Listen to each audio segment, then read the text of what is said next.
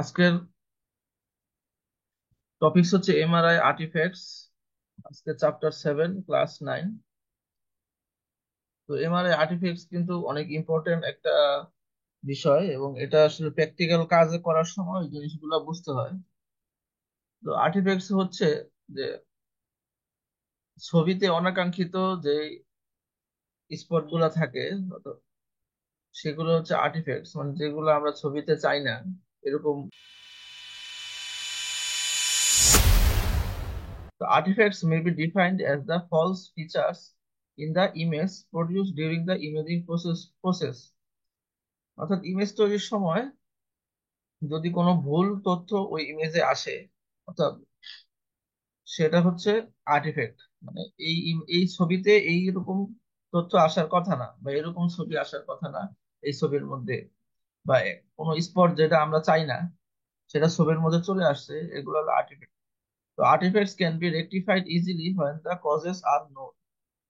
তো যখন আর্টিফ্যাক্টের কারণগুলো আমরা জানতে পারবো তখন এই আর্টিফ্যাক্ট গুলো আমরা সহজেই চিনতে পারবো। এখন এই আর্টিফ্যাক্ট গুলোর সম্বন্ধে কিছু কিছু নির্দিষ্ট আর্টিফ্যাক্ট সম্বন্ধে আমাদের পরিচিত হতে হবে, যাতে অনেক সময় এই আর্টিফ্যাক্ট গুলোর সাথে প্যাথোলজিক্যাল কিছু বিষয় আছে মিলে যায়।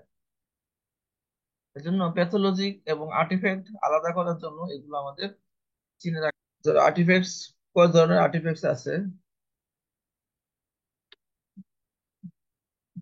এলিয়াজিং অর র্যাপ অ্যারাউন্ড আর্টিফ্যাক্ট।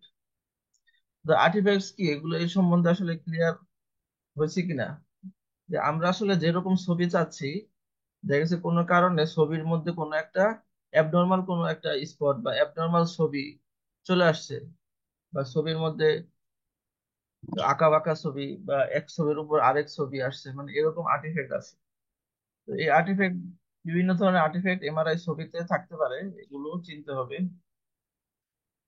এগুলো হচ্ছে এলিয়াজিং, র্যাপ অ্যারাউন্ড, তারপর chemical shift, Gibbs or truncation, magic angle, তারপর motion, point, slice overlap, susceptibility, zipper, error processing, foil selection. তো এইগুলা হচ্ছে বিভিন্ন ধরনের আর্টিফ্যাক্ট যেগুলো ছবির মধ্যে দেখা যায়। তো অনাকাঙ্ক্ষিত একটা দাগ বা অনাকাঙ্ক্ষিত কোনো বস্তু যেটা ছবিতে আসে, এগুলো আমরা চাই না যে ছবিতে আসুক। তো প্রথমে যে আর্টিফ্যাক্ট নিয়ে আলোচনা করব সেটা হচ্ছে এলিয়াজিং বা র্যাপ অ্যারাউন্ড আর্টিফ্যাক্ট। তো র্যাপ অ্যারাউন্ড বলতে যেটা বোঝায় হচ্ছে ওভারল্যাপিং হওয়া, অর্থাৎ একটার উপর আরেকটা চলে আসা, এটা হচ্ছে র্যাপ অ্যারাউন্ড। তাহলে র্যাপ অ্যারাউন্ড আর্টিফ্যাক্টটা কখন আসে? যখন আমরা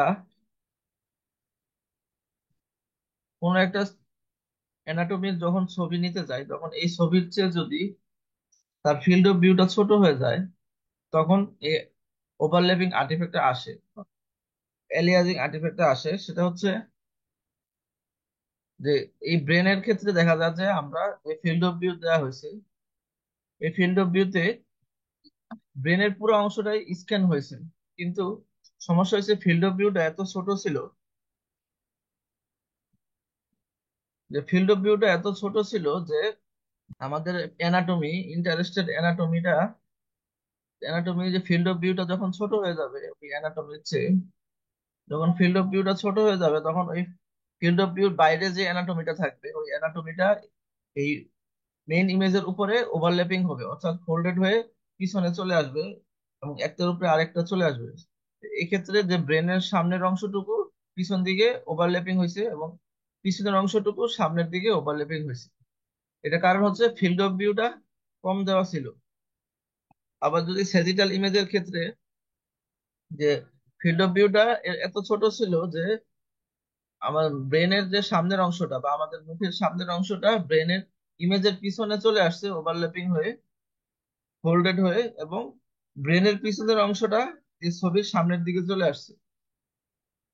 তো এই আর্টিফ্যাক্টটা প্রায় দেখা যায় যারা প্রথম নতুন নতুন যারা এমআরআই করে তারা অনেক সময় বুঝতে পারে না যে কেন এটা হচ্ছে।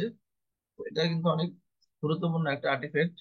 এখন এলিয়াজিং আর্টিফ্যাক্ট, এলিয়াজিং বা র্যাপ অ্যারাউন্ড আর্টিফ্যাক্ট থেকে কিভাবে মুক্তি পাওয়া যায় সেটা হচ্ছে ইনক্রিজ ফিল্ড অফ ভিউ। অর্থাৎ আমাদের অ্যানাটমিটা যতটুকু চাই আমরা অতটুকু, এর চেয়ে বেশি ফিল্ড অফ ভিউ নিলেই আমরা এই আর্টিফ্যাক্ট কিন্তু আর পাবো না। অর্থাৎ আমরা যদি পুরো ব্রেনটা ফিল্ড অফ ভিউর মধ্যে আনি, তখন এই আর্টিফ্যাক্টটা আসবে না। কিন্তু আমরা যদি ফিল্ড অফ ভিউটা ছোট করে দেই, 50% করে দেই বা তার ছোট করে দেই, অর্থাৎ সামনের অংশটুকু, অর্থাৎ মাথার নাকের অংশটুকু এবং পিছনের ব্রেনের অংশটুকু যদি কেটে যায়, সেক্ষেত্রে এটা ওভারল্যাপিং হয়ে ছবির উপরে চলে আসবে। আরেকভাবে করা যায়, দ্য ফ্রিকোয়েন্সি এনকোডিং ডিরেকশন যদি চেঞ্জ করে দেওয়া যায়, সেক্ষেত্রে এই আর্টিফ্যাক্টটা আসে না।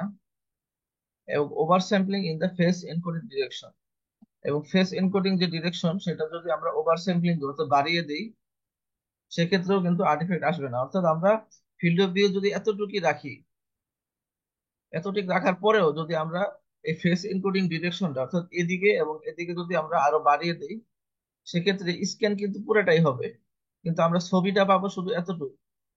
সেক্ষেত্রে এই আর্টিফ্যাক্টটা আসবে না। তো এটা প্র্যাকটিক্যাল করার সময় এই টেকনিকটা আস্তে আস্তে বুঝতে পারবা। তো এলিয়াজিং আর্টিফ্যাক্টটা কিভাবে আসে এটা এখানে আবার বোঝানো হয়েছে যে, ফিল্ড অফ ভিউ যদি সম্পূর্ণ থাকে তাহলে এরকম ছবি আসবে। তো ফিল্ড অফ ভিউ যদি পিছনে নেওয়া হয় বা ছোট করা হয়, সেক্ষেত্রে যে এই অ্যানাটমি, যে অ্যানাটমিটা ফিল্ড অফ ভিউর বাইরে চলে গেল, এই অ্যানাটমিটা পিছন দিকে চলে আসবে, ছবির পিছন দিকে চলে আসবে। কারণ এই জায়গাটুকু কিন্তু স্ক্যান হয়েছে, এজন্য এই জায়গাটুকু ব্রেনের পিছনে চলে আসবে যেহেতু। এবং এই আর্টিফ্যাক্ট গুলা হয় সাধারণত ফেস এনকোডিং ডিরেকশন যেদিকে, অর্থাৎ অ্যান্টেরিয়র টু পোস্টেরিয়র, এই ক্ষেত্রে তাহলে এই এই দিক দিয়ে আর্টিফ্যাক্টটা আসবে, অর্থাৎ এই সামনে যে ছবিগুলো থাকবে এগুলো পিছনে চলে আসবে। তারপর আছে কেমিক্যাল শিফট আর্টিফ্যাক্ট। তো কেমিক্যাল শিফট আর্টিফ্যাক্টটা হচ্ছে যে দুইটা কেমিক্যালের সংযোগ স্থলে যে আর্টিফ্যাক্টটা আসে সেটা হচ্ছে আর্টিফ্যাক্ট। এবং সাধারণত দেখা যায় যে ওয়াটার এবং ফ্যাট যেখানে থাকে, ওয়াটার এবং ফ্যাট যেখানে মিলিত হয়, সেখানে precessional frequency of proton is slightly different in this two substances. অর্থাৎ এই দুইটা টিস্যুর মধ্যে, ওয়াটার এবং ফ্যাট, এই দুই ধরনের টিস্যুর মধ্যে যে প্রোটন গুলা থাকে, সেই প্রোটন গুলার প্রিসিশনাল ফ্রিকোয়েন্সিটা ডিফারেন্স থাকে।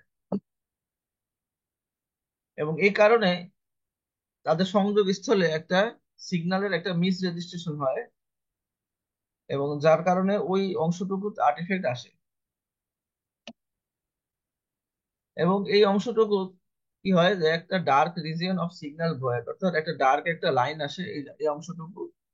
The chemical shift artifact is commonly noticed in the abdomen, spine and orbits where fat and other tissues from borders.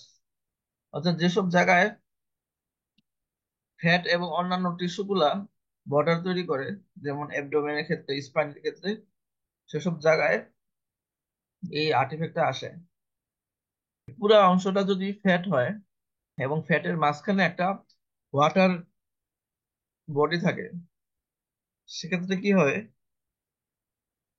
যে ফ্যাট এবং ওয়াটারের যে সংযোগস্থল, সেখানে একটা এরকম একটা ডার্ক লাইন বা সিগন্যাল ভয়েড, অর্থাৎ সিগন্যাল আসবে না, এখান থেকে এরকম একটা ডার্ক লাইন আর্টিফ্যাক্ট আসবে।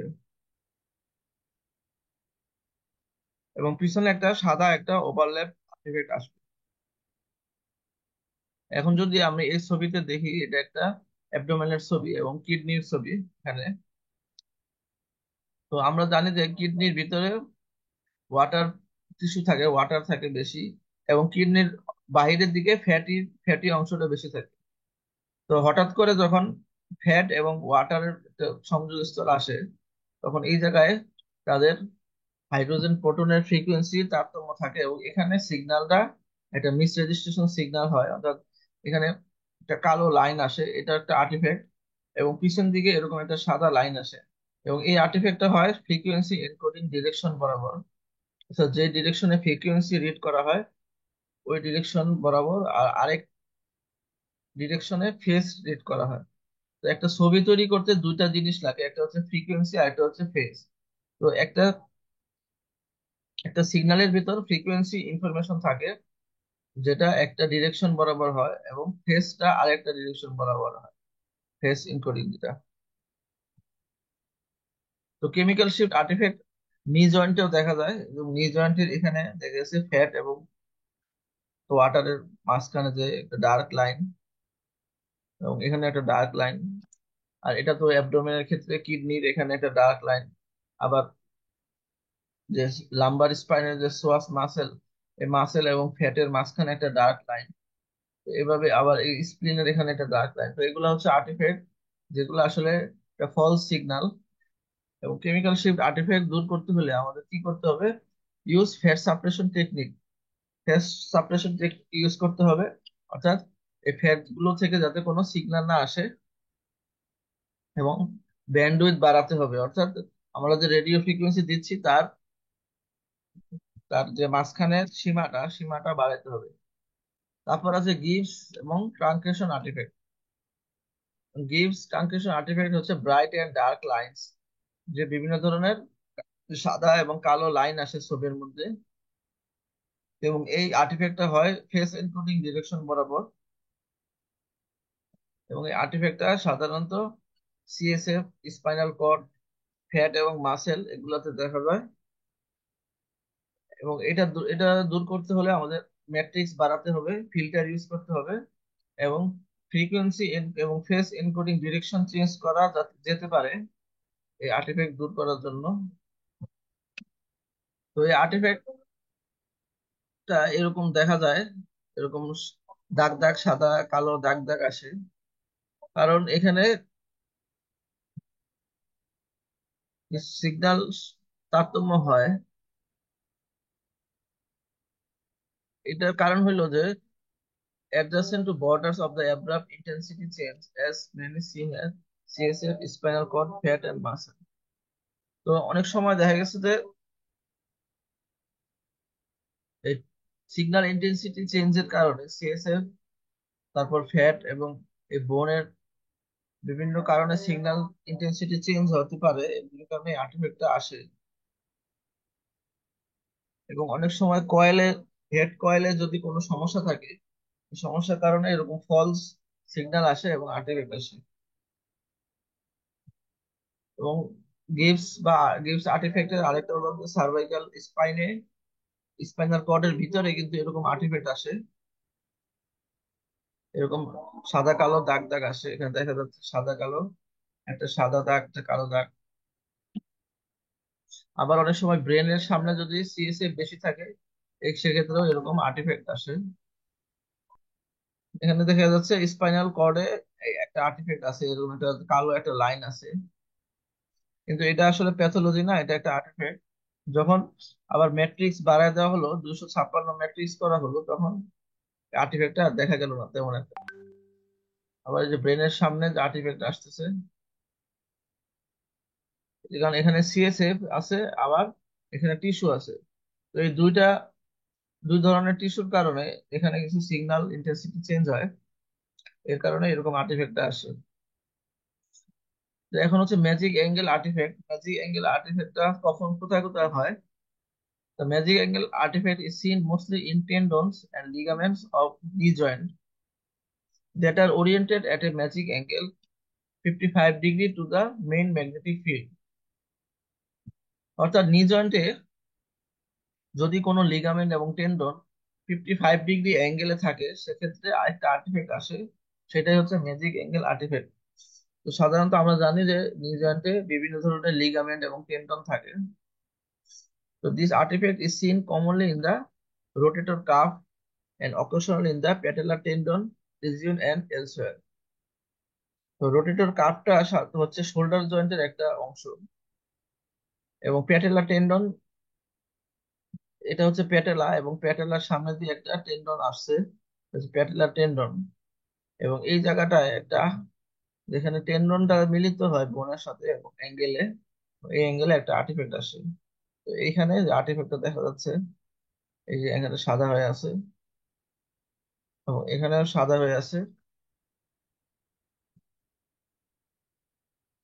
তো ম্যাজিক অ্যাঙ্গেল আর্টিফ্যাক্ট আরো দেখা যায় হচ্ছে শোল্ডার জয়েন্টে দেখা যায়, যে এখানে যে সাদা হয়ে রয়েছে এর একটা আর্টিফ্যাক্ট, এখানে লিগামেন্ট আছে।